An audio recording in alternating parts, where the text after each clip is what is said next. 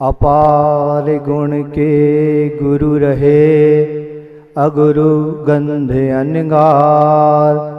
पार पहुँचने नित नमो, प्रणाम बारंबार, प्रणाम बारंबार। बोली अहिंसा परमो धर्म की, कुंडलपुर के बड़े बाबा की, संत श्रोमणी आचार्य गुरुवर श्री विद्यासागर जी महामुनि राज की, परम पूज्य आचार्य प्रवर श्री समय सागर जी महाराज की, परम पूज्य निर्यापक श्रमण श्री योग सागर जी आदि समस्त मुनि राजों की, मंचासीन सभी मुनि राजों की,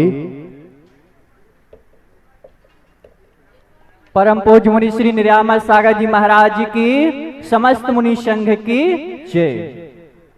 कल पूज्य नियोग सागर जी के माध्यम से संकेत हुआ कि आचार्य गुरुदेव ने कहा है कि आपको आज प्रवचन करना है। एक बार और पहले आचार्य महाराज ने कहा था, किसी तरह मैं बच गया था। पूज्य चंद्र सागर जी को उस दिन भूल दिया था आचार्य महाराज ने, किंतु बार बार तो बच नहीं सकते। हमने भी सोचा कि अब बचना ठीक नहीं, और भी लोगों की डिमांड थी कि आपको बोलना है और हम लोगों को सुनना है। हमने भी कहा ठीक है, हम सुना देंगे। सुनाने से क्या होता है, उलझनें बढ़ जाती हैं, और सुन लेने से समस्याएं सुलझ जाती हैं। आप तो बैठे हैं सुनने के लिए, आपकी समस्याएं सुलझ जाएंगी, लेकिन हमारी समस्याएं शायद बढ़ जाएं। वैसे ही बोलने में बहुत, ऐसी जगह बोलने में समस्या तो आती है, फिर भी पूज्य आचार्य महाराज ने आशीर्वाद दिया है, इसलिए आपके सामने कुछ कहूँ। कैसे कहूँ?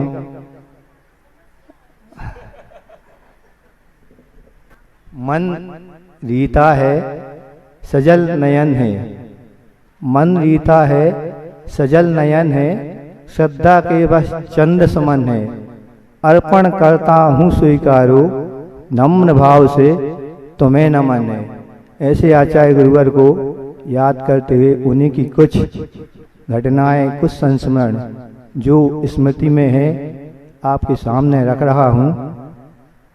एक बार आचार्य ने कहा था, प्राय करके सुबह पाठ आठ वगैरह करने के बाद, भक्ति के बाद वो अपना चिंतन देते थे। एक बार उन्होंने सिर्फ इतना ही कहा था कि देखो, मुनिपद बहुत दुर्लभता से प्राप्त होता है, इसमें कभी भी बनावट ना हो, दिखावट ना हो और ना सजावट हो। बस जो यथावत है, यानी जो यथाजात रूप हमें मिला है, वो हमारा बना रहे। ऐसा उनने हम लोगों को संकेत किया था। ऐसे हम लोगों को सूत्र देते रहते थे। एक बार की बात है, चंद्रगिरी प्रवेश हुआ था। अब ये ध्यान नहीं कि सिरपुर से लौट के आ रहे थे या अमरकंटक से, क्योंकि वहाँ समय का ध्यान ही नहीं रहता था। तो प्रतिभा स्थली की बहनों ने जो कक्ष आचार्य श्री के रुकना था, उसमें एक ऐसी तस्वीर लगाई हुई थी।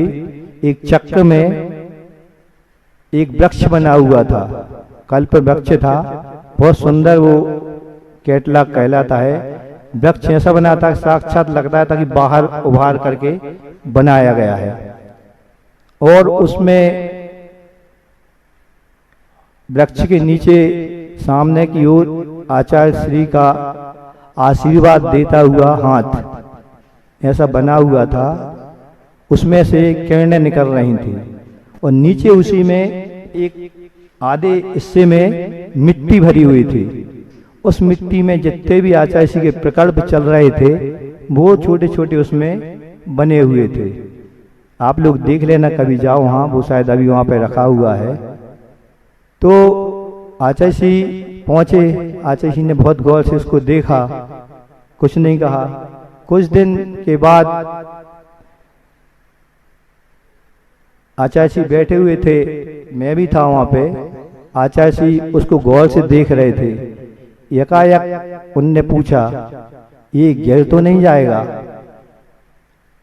मैं अवाक रह गया सुन के, इतने दिनों में तो आचार्य इसने कुछ पूछा नहीं, उस दिन ये कैसे पूछ लिया? अब ये समझ में नहीं आया कि वो तस्वीर की पूछ रहे थे कि ये गिर तो नहीं जाएगी, कि उस वृक्ष की पूछ रहे थे कि वो गिर तो नहीं जाएगा। मैं तो समझ नहीं सका, और वो बात धीरे धीरे विस्मृत भी होती गई। अभी 2-3 दिन पहले एक हम कुछ पंक्तियां पढ़ने को मिली, उसमें लिखा था, एक कवि की पंक्तियां थी, यूं देखिए तो आंधी में बस एक सजर गया। सजर का अर्थ होता है वृक्ष, पेड़। यूं देखिए तो आंधी में बस एक सजर गया, लेकिन न जाने कितने परिंदों का घर गया। आप सोचिए, उस वृक्ष में, वृक्ष को गुरु की उपमा दी थी, वो बात हमें एकाएक अभी याद आ गई कल, कि हम सब उन्हीं की शरण में थे, और एकाएक ऐसी आंधी हम सबके जीवन में आई कि वो वृक्ष ही गिर गया। अब अभी तक शरण हम ढूंढ नहीं पा रहे कि हम लोग ही शरण कहां पर है। अब तो बोलना भी नहीं आ रहा है, फिर भी ऐसे आचार्य गुरुवर हमें इतना कुछ दे गए हैं। एक बार कक्षा लास्ट में जो सबसे उनका स्वाध्याय अंत में हुआ, प्रतिक्रमण त्रयी का, उसमें 1 जनवरी को केस लॉन्च हुआ था उनको। हम लोगों ने उनसे कहा, आचार्य महाराज आज छुट्टी रखते हैं, आपका केस लॉन्च है। तो आचार्य श्री बोले, छुट्टी की बात करते हो, कभी एक्स्ट्रा क्लास की बात भी किया करो। तो हम लोगों ने कहा ठीक है, हम लोग मालूम है कि वो हम लोग की बात तो मानते नहीं थे। बस उस दिन उन्होंने क्लास भी लगवाई, कक्षा भी लगवाई। उस दिन और उनका विशेष चिंतन मिला, आप लोगों के पास भी पहुंचा था। उन्होंने सबसे पहले कहा था कि आज जो बिंदु दे रहे हैं वो सब संघों में पहुंच जाए। 14-15 बिंदु थे, सबको पता है। सबसे पहले बिंदु ने क्या दिया था, प्रतिक्रमण,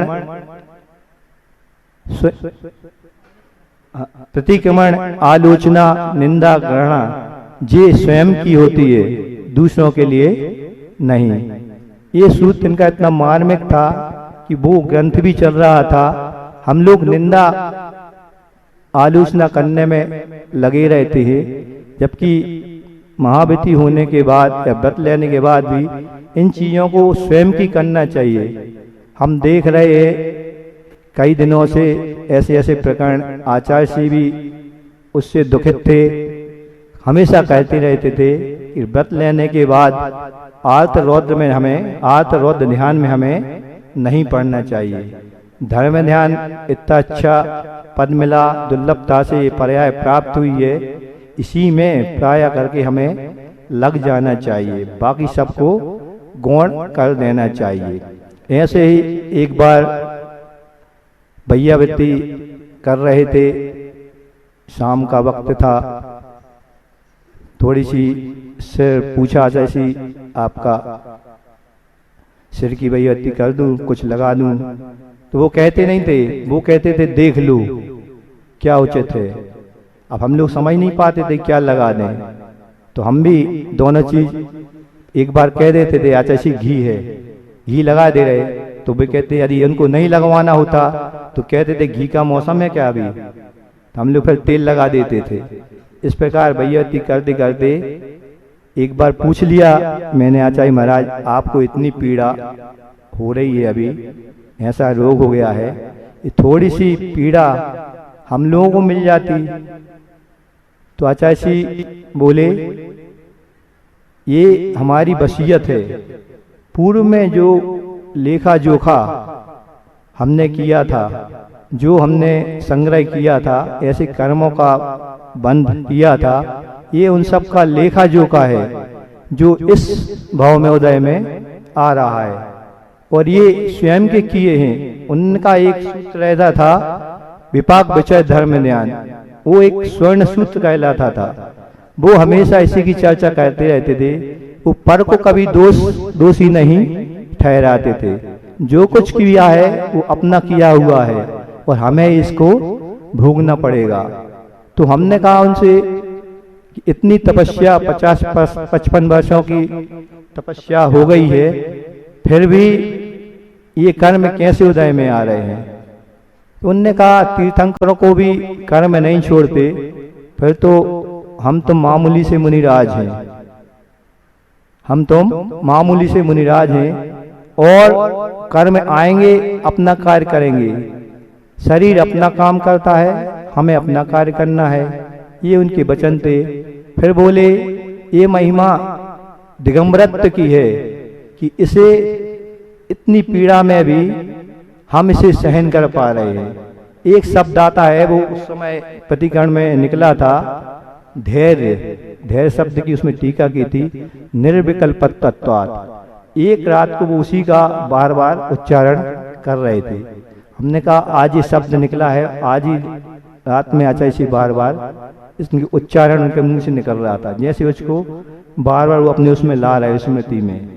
तो पूरी तरह धैर्य के साथ उस पीड़ा को सहन कर रहे थे और उन्होंने कहा कि ये दिगंबर थे, इसके कारण ही आज हमें इतनी क्षमता आई है, समता के साथ इतनी पीड़ा को हम सहन कर रहे हैं। ऐसी पीड़ा में कोई सोच उपचार करवाने की, डॉक्टर के पास, वैद्य जी के पास जाने की या कुछ और विचार मन में आ सकते थे कि हम ऐसा कर लें, लेकिन उन्होंने इतना सहन किया और हम लोगों को भी सिखाया कि एक दिन कह रहे थे कि रात्रि में 12:30 बजे भी क्यों ना हो, यदि आप लोगों को कुछ भी हो जाए ऐसी पीड़ा, तो कभी भी अपने संकल्पों को नहीं तोड़ना। ये उनके ऐसे वचन थे। इस प्रकार आचार्य श्री ने हम लोगों को, आप सभी को उसमें लिखा है, जो पॉइंट दिए थे कि आप लोगों को हम लोगों ने बहुत दे दिया हमने, अब सिर्फ आप लोगों को उन पर अमल करना है, चलना है। इससे ज्यादा ना मेरे पास देने के लिए कुछ है, ना दे सकता हूँ। और परिग्रह का त्याग, उनने दीक्षा के बाद जो संघ का त्याग था, वो भी एक बार एक विद्वान भैया जी के साथ चर्चा चल रही थी, वो कह रहे थे उस किस्मत से मैं भी 3-4 मिनट की चर्चा में पहुंच गया। तो आचार्य जी बता रहे थे कि मैंने पूरे संघ का कुंडलपुर में बुला लिया था, पूरे संघ को वहां पर ही त्याग कर दिया था और मुझे देखकर कहा कि सिर्फ 3 साधु को ही मैंने साथ में रखा है और वक्त आने पर इनको भी मैं छोड़ सकता हूँ। और वक्त ऐसा आया कि उन्होंने अंतिम समय में कोई हम लोगों से न चर्चा की, न कुछ भी हम लोगों से बोले। इस प्रकार ऐसे आचार्य गुरुवर, इनके चरण पद चिन्हों पर चढ़कर हम भी जो वो कर गए हैं, उन्होंने पूरा अपना प्रबंध पहले से करके रखा था। बहुत पहले से साधना तो चल ही रही थी। मुनिराज वो कहते थे मुनिराज की दीक्षा होने के बाद ही संलेखना शुरू हो जाती है। कब संलेखना हो जाए हम इसलिए हमेशा तैयार इसके लिए रहना चाहिए। किसी ने लिखा है, खुद को अनुबंध किया है अब, ये आचार्य के लिए पंक्तियां हैं, खुद को अनुबंध किया है अब, मन को निर्बंध किया है अब, गत विगत मुक्त हो जाने का संपूर्ण प्रबंध किया है अब। वो स्वयं ऐसी संलेखना करके, अघोषित संलेखना थी, किसी को भी कष्ट ना हो आने जाने का, इसलिए उन्होंने किसी को नहीं बताया। लेकिन वो इतने सजग थे और प्रतिपल अपनी क्रियाओं में हमेशा सजग रहते थे। कोई भी कैसा भी कार्य हो, लेकिन आवश्यक, सबसे ज्यादा जोर उन्होंने हम लोगों को यही दिया कि कोई भी कार्य हो कितना या, लेकिन आवश्यक अपने समय पर करना, आवश्यक समय पर होना चाहिए। ये उनके हमेशा वचन होते थे। इस प्रकार उन्होंने हम सबको, हम भी उन्हीं के पद चिन्हों पर चढ़े, ऐसी संलेखना पूर्वक हम सबका भी मरण हो, ऐसी गुरु की आज्ञा मान करके चलते हैं। एक बार अब कैसे उनसे इतना बंद हो गया, हमारा अनुबंध हो गया, प्रकरण याद आ रहा है। भोपाल चतुर्मास चल रहा था, तो वहां आचार्य जी ने नियम बनाए थे, एक साथ 15 दिन तक आपस में साधु एक कमरे में बैठेंगे। फिर आपस में 15 दिन के बाद बदल लिया करेंगे। ये पहले नियम हम लोगों का चलता था। हम लोग 15 दिन एक कमरे में बैठते, फिर आपस में बदल लेते। तो ऐसे आचार्य श्री के बाद पहले मुनि श्री निसंग सागर जी विश्राम करते थे। अब आचार्य श्री ने उनको बोल दिया कि आपका समय हो गया। अब वो ढूंढने लगे, शाम के 7 बज चुके थे। हम तो सामयिक मुनि श्री संभव साई साथ कमरे में विराजमान थे और अपनी सामयिक में बैठ गए थे। वो ढूंढते ढूंढते आए, 7:30 बज चुके थे। बोले निरामय सागर जी, मैं तो थक गया हूँ, सब महाराज से मैंने पूछ लिया है, कोई भी आचार्य श्री के कक्ष में सोने को तैयार नहीं है। अब समस्या आपके ऊपर डाल रहा हूँ, आप सामने हैं, कमरा सामने है, आप सामयिक के बाद वहाँ चले जाना, मैं तो जा रहा हूँ अपने कमरे में। बस वो मुझसे बोल के चले गए। मैंने भी कहा मैं कभी सोया नहीं अभी तक, कैसा वहाँ सोया जाता है, क्या किया जाता है, कितने बजे उठना पड़ता है।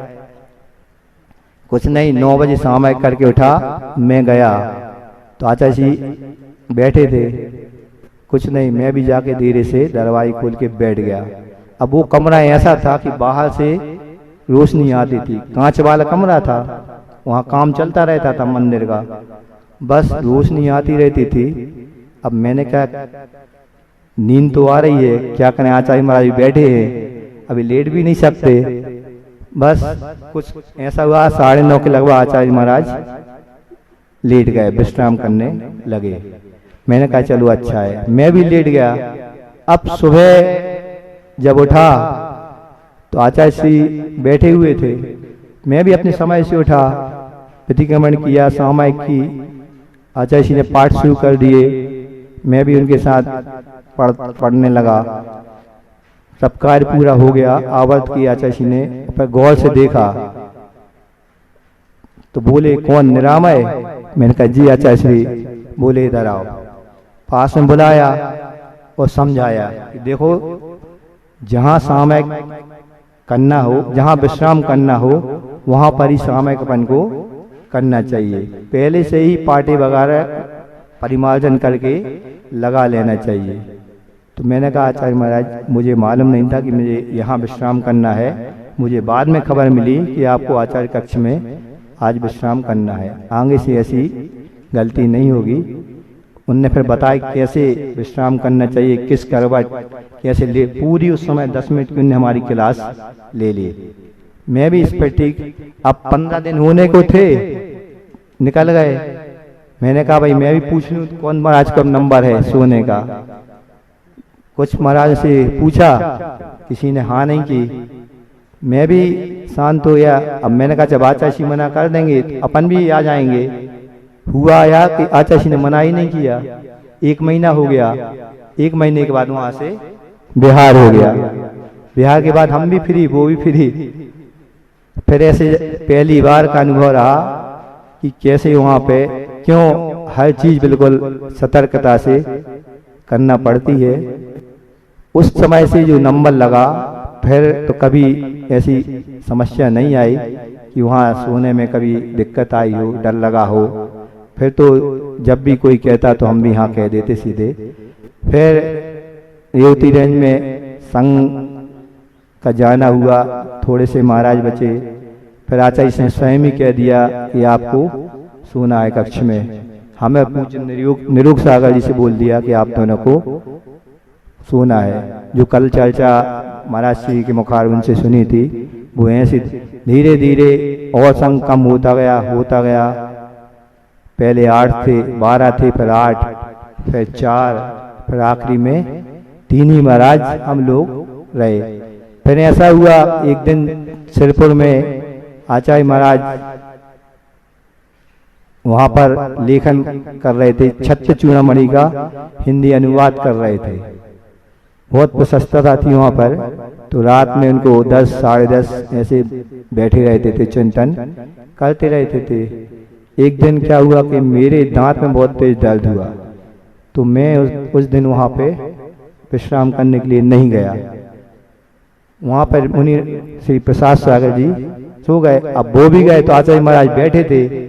अब 10 बज गए, अब वो क्या करें, तो वो बाहर से दरवाजे लटका के और बाहर हाल में सो गए। उनकी अच्छी नींद लग गई। अब आचार्य श्री को कुछ बाहर निकलना था रात्रि में, अब वो 15 मिनट खड़े रहे। फिर महाराज जी गए, दरवाजे खोले, तब आचार्य महाराज जी आए। दूसरे दिन सुबह पहुंचते, शुद्धि करते समय पूछते, क्यों कल कहाँ गए थे? तो मैंने कहा आचार्य महाराज ऐसी ऐसी बात थी। बोले अब ठीक है? हमने कहा हाँ अब ठीक है। चल रही, अब सुनो, आज की बात तुम्हारे अलावा वहाँ कोई नहीं सोएगा। मैंने कहा ठीक है।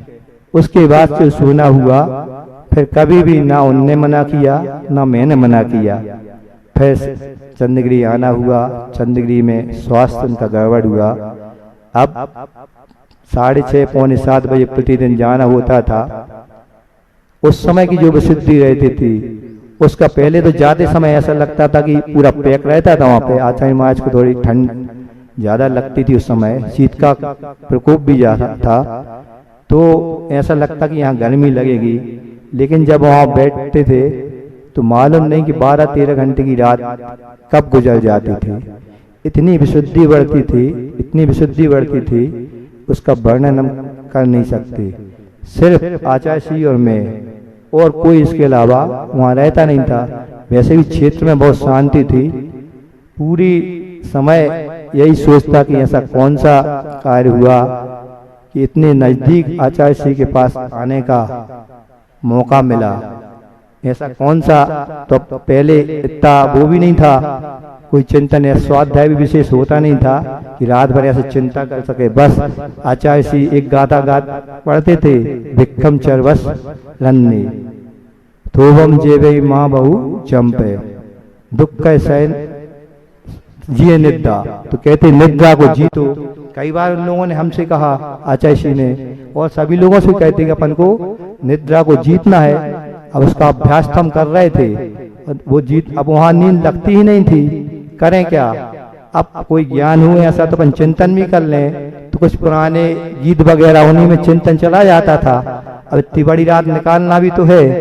एक बार ध्यान में आया, एक गीत है, तेरे मेरे बीच में कैसा है बंधन अनजाना, तूने नहीं जाना मैंने नहीं जाना। इस पे चल रहा था। मैं सोच रहा था कि ऐसा कैसा बंधन आचार्य महाराज से हो गया है कि ना वो छोड़ पा रहे हैं ना मैं उन्हें छोड़ पा रहा हूँ। वो बुलाते तो मैं खिंचा, जबकि पहले जब कभी उनके पास सोया नहीं था उस कक्ष में, तो ऐसा लगता था कि आचार्य श्री, जब एक कहावत थी कि राजा की ना पिछाड़ी अच्छी ना आगाड़ी अच्छी, राजाओं के पास से ना पास में रहो ना उनके एकदम दूर रहो। तो जब भी बैठक होती थी तो कक्ष उनका मान लो यहाँ है, तो मैं अपना दूसरे कोने में ढूंढता था, इतना दूरी बना के रखता था। लेकिन जैसे जैसे समय बढ़ता गया और दूरियां ये नजदीकियों में बदलती गई। इस प्रकार आचार्य महाराज से जो मिला वो बहुत मिला, भरपूर मिला। हमारा भी कर्तव्य है कि जो उनसे मिला उनके दिए हुए संस्कारों पर हम चल सकें, ऐसी ही हमारी भावना है, कामना है। सभी लोग उनके बताए हुए मार्ग पर चले, जैसा उनने किया, जो अंतिम लक्ष्य उनने पाया वो भी हम प्राप्त कर सकें। इसी मंगल भावना के साथ कि जो पीड़ा हम सबको है उसे हम लोग धैर्य पूर्वक सह सकें। इसी मंगल भावना के साथ कि अधीर हूँ मुझे धीर दो, सहन करूं सब पीर, चीर चीर कर चिर रखूं अंतर की तस्वीर। बोलिए अहिंसा परमो धर्म की। संत श्रोमणी आचार्य गुरुवर्षि विद्यासागर जी महामुनि राज्य की। परम पूज्य आचार्य प्रवर्षि समय सागर जी महामुनि राज्य की। बोधि समाधि परिणाम शुद्धि, स्वात्मोपलब्धि शिव शौक सिद्धि, चिंतामणिम चिंतित वस्तुदानी, तो वंद मानस ममास्तुते। ओम नमः सिद्धेभ्यः।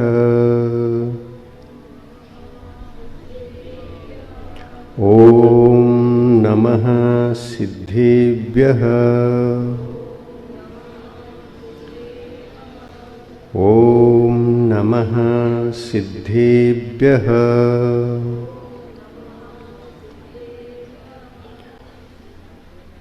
मोक्षमार्गस्य नेतारं भेतारं कर्मभूभृतां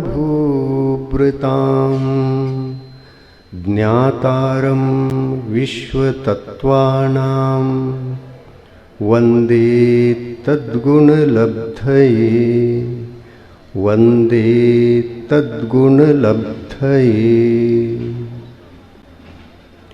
अहिंसा परमो धर्म की, पंच परमेष्टि भगवंतों की, आचार्य गुरुवर श्री संत शिरोमणि विद्यासागर मुनि महाराज की, आचार्य गुरुवर श्री समय सागर मुनि महाराज की, मंच पर उपस्थित साधु परमेष्टियों की,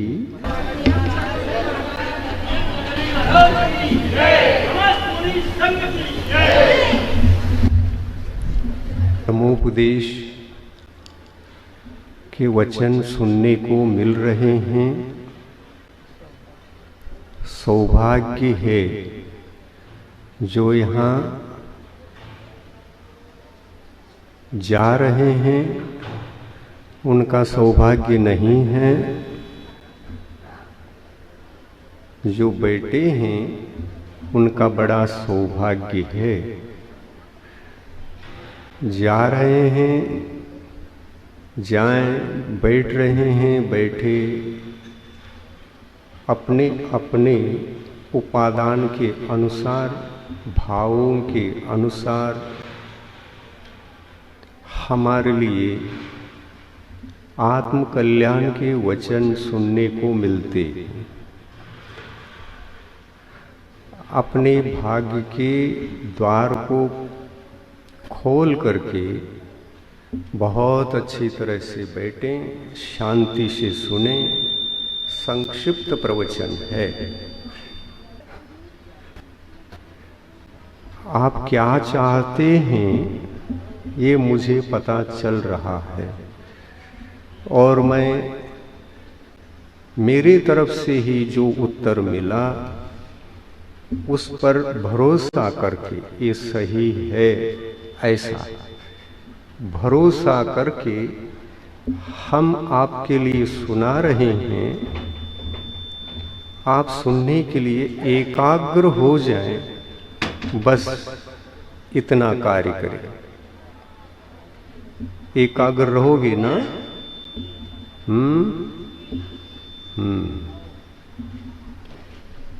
एकाग्र। देखो, आप मनुष्य पर्याय में आए हुए एक आत्मा हैं, जीव हैं। आप अनादि काल से भटकते भटकते भटकते कई बार त्रियंच पर्यायों को पार किया, कई बार जहाँ नहीं चाहता जीव वहाँ भी जाकर के आया, जिसको नीचे निगोध है, नीचे नरक है, नरक में भी हम जाकर के आए हैं। सभी जीव इस संसार में जितने भी हैं नरक कई बार गए, त्रियंच गति में भी कई बार गए हैं। मनुष्य पर्याय भी हम लोगों को प्राप्त हुई तो वह भी पुण्य के उदय में ही प्राप्त हुई, क्योंकि मनुष्यायु, मनुष्य गति, मनुष्य गत्यानुपूर्वी इत्यादि ये जो नाम कर्म है और आयु कर्म है, ये भी पुण्य प्रकृतियां हैं। हमने कभी पुण्य को बांधा था, इसलिए मनुष्य गति प्राप्त हुई। आप सब इस समय मनुष्य हैं, आप देव नहीं, त्रियंच नहीं और नरक गति के नारकी जीव भी नहीं, और निगोद में रहने वाले एकेंद्रीय पर्याय में समय व्यतीत करने वाले, जिनका समय कितना है कहना ही मुश्किल, आयु तो छोटी होती है, लेकिन वहाँ पर रहकर काल जो व्यतीत होता है वह काल अन्य गति की तरह ससीम नहीं हुआ करता, असीम होता है। हम असीम काल तक किसी पर्याय में रह सकते हैं, तो एक ही अवस्था है जिसको हम निगोद कहते हैं। बात समझ में आ रही है? आपके बारे में ही हम सुना रहे हैं। आप जीव हैं, आत्मा हैं। आप कहाँ थे, कहाँ आए, आते रहे, भ्रमण करते रहे, और इस समय हम मनुष्य गति में आकर के जन्म ले चुके हैं। ये आत्मा की कहानी है, और प्रत्येक जीव के आत्मा की कहानी है। ये कहानी तो केवल हम तक सीमित नहीं, बल्कि जितने भी इस संसार से आज तक मुक्त हुए मोक्ष गामी और मुक्त आत्मा सिद्ध भगवान हैं, वे सारे के सारे इसी कहानी से संबद्ध हैं। उनका भी वह एक समय था कि वो भी भटकते थे, लेकिन जब आत्मा खुद के बारे में सोचने लगा, आत्म कल्याण के बारे में सोचने लगा, मेरा कल्याण कैसा हो, मेरा कल्याण कैसा हो, मेरा उद्धार कैसा हो, मुझे नश्वर सुख नहीं, जो शाश्वत सुख है, अजर अमर काल तक मेरे आत्मा के भीतर रहकर मुझे सदा सुखी रख सकता है, वह सुख मुझे चाहिए। उस सुख की प्राप्ति का उपाय क्या है, कौन बता सकेगा, कहाँ से प्राप्त करूं? ऐसा कहते कहते वह भटकता भटकता किसी न किसी के पास पहुंच ही गया। जब पहुंच गया, उनको देखा, पूछा, प्रश्न किया, हम आपके पास इसलिए आए हैं कि हमारा कल्याण हो, इसके लिए क्या उपाय? सामने वाले ने पूछा, कल्याण, कल्याण किसको समझते हो? मैं कल्याण समझता हूं सुखी रहूं, लेकिन सदा सुखी रहूं, ऐसा सुख मुझे चाहिए। और उसके लिए कौन सा मार्ग है? सुखी बनने के बाद दुख ना आ जाए मेरे जीवन में, ऐसा मार्ग कौन सा मार्ग है? आप बता सको ठीक, नहीं बता सको, मैं आगे बढ़ रहा हूं, मैं यात्री हूं, मेरे प्रश्न का उत्तर मिलना चाहिए। मुझे जहां उत्तर मिल जाए वहीं पर मैं बहुत कुछ पा जाऊंगा, हो सके वहीं पर रह सकूं तो रह जाऊं, और इसका उत्तर जहां मिलता है मैं छोड़ करके जाना भी नहीं चाहूंगा, क्योंकि उत्तर वहीं मिलता है जहां पर जिन्होंने उसको खोजा हो, पकड़ा हो, अनुभव किया हो, और अनुभव करके उसकी साधना में लगा हुआ हो, वह व्यक्ति मेरे लिए सही सही उत्तर देगा। मुझे लगता है आपसे उत्तर प्राप्त होगा। पूछा उन्होंने उत्तर दिया, मेरे कल्याण के लिए मुझे क्या करना चाहिए? बहुत जगह मैंने पूछा, सही सही उत्तर नहीं लगा। मैं बढ़ता बढ़ता बढ़ता आगे बढ़ता बढ़ता यहाँ पर आ चुका हूँ, और मेरे लिए मुझे उत्तर मिलना चाहिए। अपेक्षा है कि आप यदि बता सको तो बताओ, हमको अच्छा लगे तो हम ग्रहण करेंगे, अच्छा न लगे तो हम आगे बढ़ने के लिए ही आए हैं। इस निवेदन को सुन करके, सामने वाले को देख करके ये कोई अद्भुत भव्यात्मा दिखता है, और इस प्रकार से ये खोजी बनकर खोज में निकला है, तो इसके लिए कुछ बताना भी जरूरी है।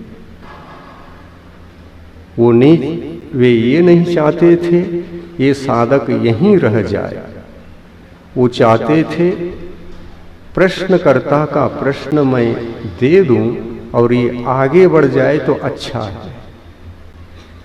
लेकिन वो आगे बढ़ेंगे या नहीं बढ़ेंगे पता नहीं था, उनके लिए उत्तर देना प्रारंभ कर दिया।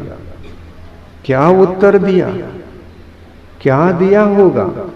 अद्भुत उत्तर था, वह उत्तर किसी से प्राप्त नहीं हुआ था। अद्भुत उत्तर दे दिया। क्या दिया? आत्मा का कल्याण अंतर्मुखी होकर आत्मा के ही बारे में सोचना प्रारंभ करोगे तो उत्तमाति उत्तम सुख प्राप्त करोगे। केवल मेजर विषय आपका ये रहेगा कि आत्मा को छोड़कर कोई अन्य चर्चा, अन्य सोच, अन्य चिंतन नहीं करोगे।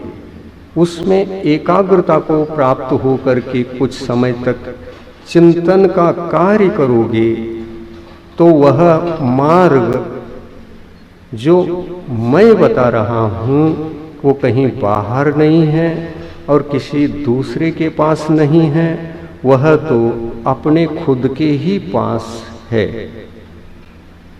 तुम्हारे पास ही तुम्हारा मार्ग है, हमसे क्यों पूछ रहे हो? इस प्रकार कहने पर वो आश्चर्यचकित हो गया। क्या हो गया कुछ भी पता नहीं था। सुख चाहता था, लेकिन जो सुख वह अनुभव करना चाहता था वह नहीं मिल पाता था।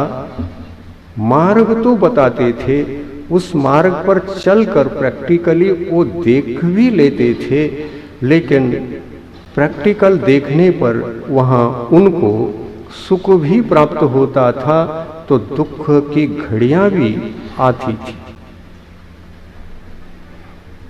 तो ऐसा लगता था जिसके लिए मैंने प्रयत्न किया वह प्रयत्न उनके कहने से किया और उत्तर सही है कह करके किया, लेकिन अब शंका हो रही है कि मुझे सुख के बाद दुख आया तो ये दुख क्यों आया?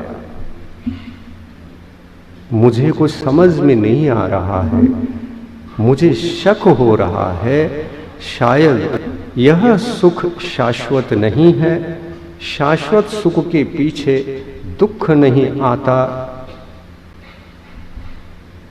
सुख ही सुख मात्र होता है और वही मेरा जीवन बन जाता है, लेकिन मेरा जीवन केवल सुख को देखने का जीवन मैं देख नहीं पा रहा हूँ, अनुभव नहीं कर पा रहा हूँ।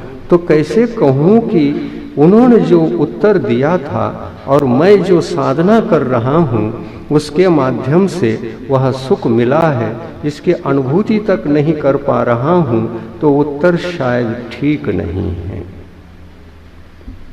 उठ करके आगे बढ़ा, दूसरे के पास पहुंचा, तीसरे के पास पहुंचा, चौथे के पास पहुंचा, पहुंचता ही चला गया। वो कहने वाले कुछ कहते थे, लेकिन उसमें भी शंका होती थी। जो बताया जाता था पूर्ववत होता था। उन्होंने जो बताया वही इसने बताया, इन्होंने जो बताया वही आगे वाले ने बताया, लेकिन एक भी कोई ठीक नहीं बता रहा है। क्या करूं, कैसे करूं, बहुत उलझन है मेरे पास। लेकिन आखिर एक व्यक्तित्व तो मिल ही गया। उन्होंने कहा कहीं बाहर सुख नहीं है, और कोई व्यक्ति बाहर से बताता है तो बताने वाला तो बाहर आपको मिल सकता है, सुख दे नहीं सकता। सुख का मार्ग बता सकता है, परंतु आप जिस मार्ग पर चलकर जो बनना चाहते हैं उसको दे नहीं सकता। वह देने योग्य नहीं है, वह लेने योग्य है।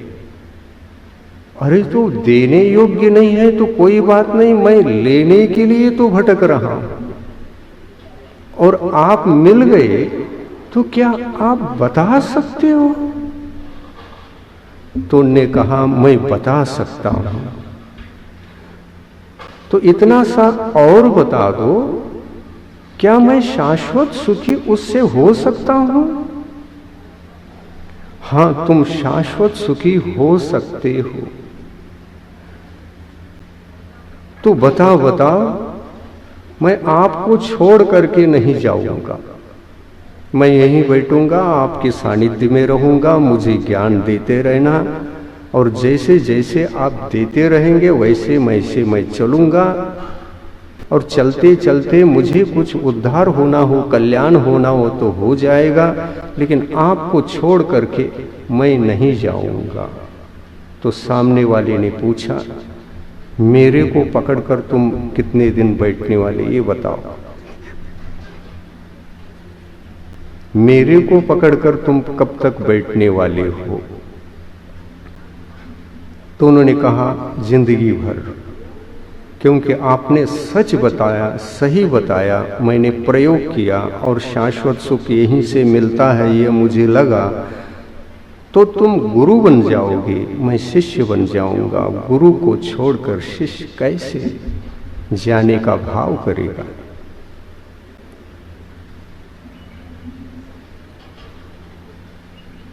नहीं, आप शिष्य बन सकते हैं। बनने की पात्रता यदि है तो बन जाओ, कोई आपत्ति नहीं। लेकिन जब तुम्हारे सुख को तुम खोज लोगे, प्राप्त कर लोगे, तब ध्यान रखना तुम अकेले हो जाओगे खोजते समय। मैं नहीं रहूंगा तुम्हारे साथ। ध्यान रखना, बाजू में भी बैठे हो, तुम्हारे साथ में मैं नहीं रहूंगा और मेरे साथ तुम नहीं रहोगे।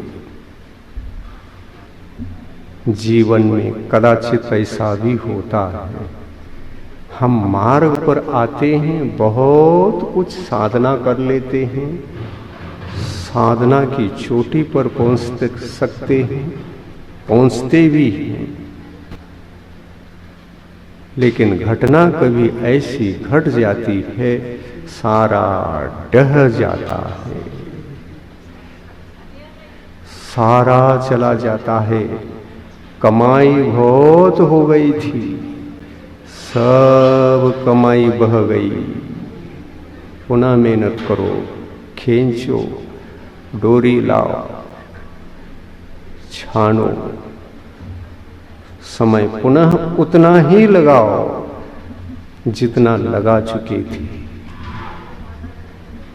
आत्म कल्याण की दिशा में गुरुदेव जो बताते हैं, गुरुदेव तो महान है, ये बताया, लेकिन हमसे खुद को ही छूटने की बात कर रहे हैं। मुझे अच्छा नहीं लग रहा है। और यह भी बता रहे हैं, तुम उत्तीर्ण नहीं होगे तो लौटकर मेरे पास ही आओगे, मैं रख लूंगा, चिंता मत करो। गुरुदेव शिष्य बनाया है तो शिष्य के लिए उपकार के वचनों को भी बरसना, धैर्य देना, साहस देना, अनिवार्य हुआ करता है और अपना कार्य उन्होंने पूर्ण किया।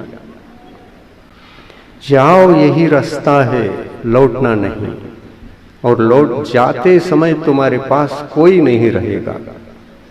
ऐसे एकाकी मार्ग को तय करते करते जब आप साहस के साथ आगे बढ़ोगे, अड़ोस पड़ोस में मत देखना मेरे साथ कोई नहीं है, कैसा क्या होगा, विचार भी मत करना, ये विचार भी जहर का काम करेगा। एकाकी होना और 12 भावनाओं में से जानते हो 12 भावना? नहीं, हम कुछ नहीं जानते। कौन कौन सी भावना हमने याद भी नहीं किया है और कभी भाया भी नहीं। लेकिन मैं वह सुख चाहता हूं जो सुख शाश्वत हो, जो सुख कभी खत्म नहीं होता हो, और जिस सुख के पीछे दुख चल करके नहीं आ रहा हो, वह सुख मेरे लिए अपेक्षित है। उसका मार्ग कौन बताएगा, वो कौन मुझे दिला देगा? इतना कहते ही सही सही उपदेश देना शुरू कर दिया। गुरु ने बड़ा उपकार किया। उन्होंने कहा कि अंतरंग की यात्रा के बिना ये सब कुछ संभव नहीं है, और वह राजी हो गया। अंतरंग यात्रा का मार्ग प्रशस्त करो, कैसे हमको जाना चाहिए, तो उसको भी प्रशस्त कर दिया। बैठ जाओ, हम बताते हैं। बैठ गया। आंख बंद करो, आंख बंद कर दिया। क्या दिख रहा है? मुझे कुछ नहीं दिख रहा है। नहीं, असंभव, कुछ तो दिख रहा होगा। आप बताओ क्या दिख रहा है? नहीं, कुछ नहीं दिख रहा है मुझे। हाँ, हो सकता है आपको कोई वस्तु दिख नहीं रही हो, लेकिन कुछ न कुछ दिख रहा है। वो क्या है? हाँ, ये अगर पूछ रहे हैं तो मुझे तो दिख रहा है कुछ। तो क्या दिख रहा है आपको? मुझे तो अंधेरा दिख रहा है। तो यही तो मैं पूछ रहा था कि दिख क्या रहा है आपको? मुझे अंधेरा दिख रहा है। अंधेरा दिख रहा है ना? हाँ, अंधेरा दिख रहा है, कोई बात नहीं। अंधेरा भी तुम्हारी सुख सिद्धि का कारण बन सकता है। चिंता मत करो, बैठो। अंधेरे को ही देखना। जरूरत नहीं कि प्रकाश दिखे तो मुझे मिलेगा। प्रकाश हो, अंधेरा हो, जो दिखता है वह पौद्गलिक होता है। वो जो दिखता है वह पर होता है, जो दिखता है वह स्व नहीं होता। जो जो चक्षु इंद्री के गोचर होता है वो केवल दिखने योग्य जो होता है वही गोचर होता है। जो दिखने योग्य नहीं होता वो तो दिखेगा ही नहीं। और जो नहीं दिखता उसको आपको प्राप्त करना है। तो उन्होंने कहा जो नहीं दिखता उसको देखे बिना हम कैसे प्राप्त करें? जो हमारे आंखों का विषय नहीं, तो महाराज क्या कानों का विषय है? नहीं, भूल जाओ। न आंख का विषय है, न कान का विषय है, न स्पर्शनेन्द्रिय का विषय, न घ्राणेन्द्रिय का विषय है, और न चक्षु इंद्रिय का विषय है। इंद्रियातीत भी कोई पदार्थ होता है। उस पदार्थ को आपको उपलब्ध करना है, और वह पदार्थ ध्यान रखना बाहर नहीं है, वह भी अंदर है। विश्वास और जग गया, क्योंकि शाश्वत सुख की आशा में विश्वास जगता ही चला गया। और आशा की पूर्ति एक तरफ होती जा रही है, और पूर्ति होते होते जैसा जैसा मार्गदर्शन मिला वैसा वैसा आगे बढ़ता चला गया। फिर पूछा कि हमको तो दिख ही रहा है, केवल दिख रहा है। दिख रहा है तो कोई बात नहीं, चिंता मत करो। जो नहीं दिखता, थोड़ा समय बाकी है, अंतर मुहूर्त भी काफी है, लेकिन तुमको कितना समय लग सकता है मैं गारंटी नहीं देख सकता। उठना नहीं, बस कहीं जाना नहीं, उठने का भाव नहीं करना। आपको विश्वास है तो ऐसा ही बैठना पड़ेगा। बिल्कुल तैयार हूं, चाहे मेरे प्राण भी चले जाएं। आपके वचनों में कोई दम है, कोई शक्ति है, कोई चमत्कार है, तो जो नहीं दिखता है उसको प्राप्त करने का मार्ग आप बता रहे हैं, तो मैं उठूं काहे को? गुरुदेव आप ही मेरे गुरु हैं, आप सुनाते जाइए, मैं भीतर जाता जाता हूं। वह बैठा रहा, गुरु सुनाते चले गए। आंख मेचो, कभी मेचने के लिए कहते, बंद करने के लिए कहते, और कभी खोलने के लिए कहते। अब आंख खोलो, तो खोलो कहने से खोल दिया, बंद करने से बंद कर दिया। पर क्या दिखता है, इस प्रश्न का उत्तर भी देते चले गए।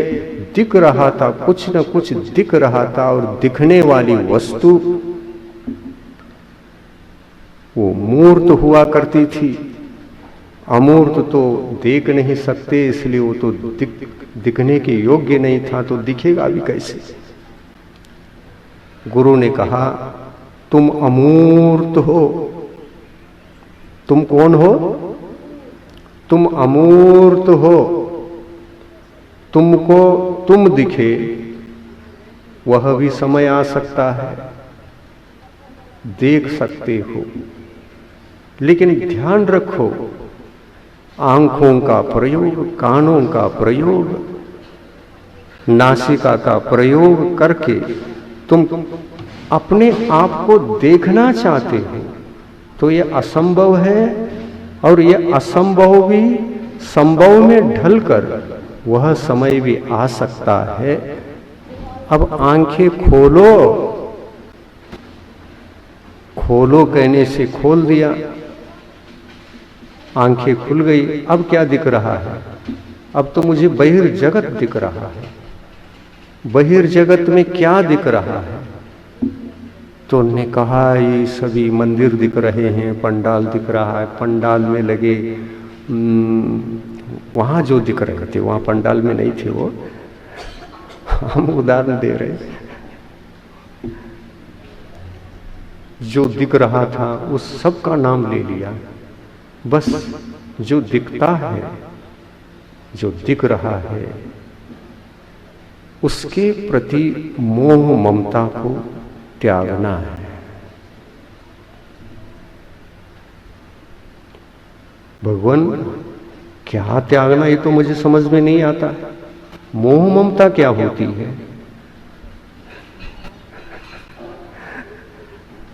मोह ममता तुमको मालूम नहीं?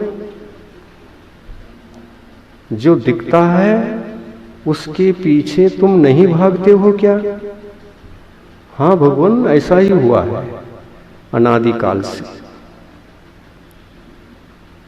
हाँ गुरुदेव, ऐसा ही मैंने किया। जो दिखता है उसको पकड़ने के लिए अनादिकाल से जाता रहा।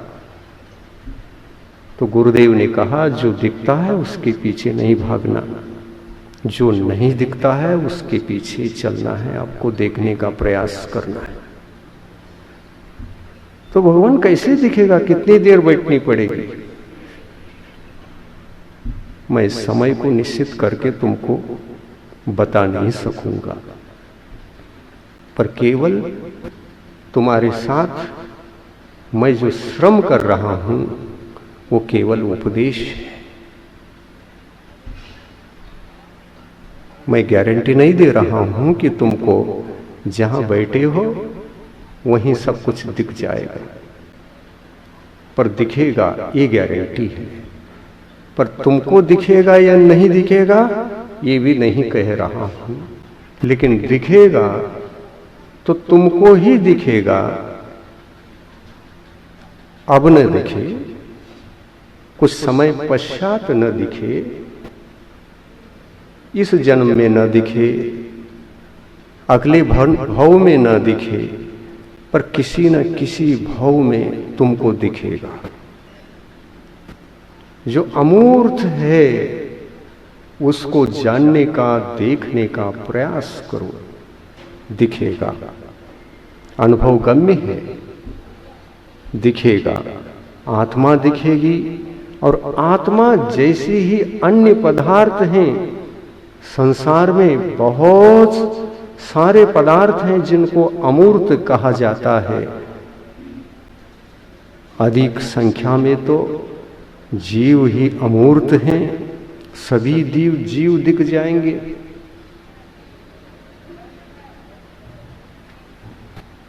लेकिन जीव द्रव्य को छोड़कर अन्य द्रव्य जो होते हैं वो ससीम हैं, गिनने के लायक हैं।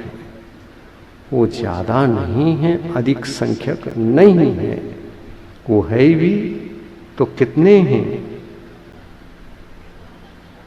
श्रोतागण सुन ही रहे हैं तो गणित लगाएं।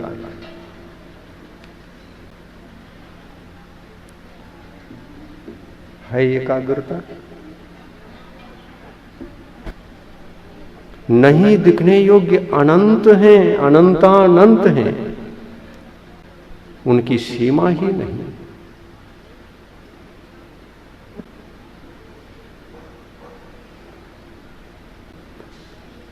पर उनको छोड़कर छद्मस्त आंखों से हम जीवों को देख नहीं सकते। क्या देख सकते हैं? देखो, विषय बनेगा शरीर, जीव तो दिखेगा नहीं। लेकिन जीव है यह सिद्ध हो जाएगा, क्योंकि चल रहा है, फिर रहा है, तो इसमें चेतनता है।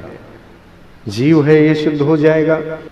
समय चला गया, एपिसोड आगे बढ़ सकता है, प्रतीक्षा करें। जिनवानी। प्रभु देव तुम्हारे पवित्र मुख से निसृत जो शीतल वाणी, जग जन मन के मल को धोती, अतः कहाती जिनवानी। जयवंतो माँ जग में तब तक जब तक सूरज चांद रहे, शीश नवाते कर्म हरो माँ, अब तक हम विषयांध रहे, अब हम ना विषयांध रहे। जिनवानी माता की जय।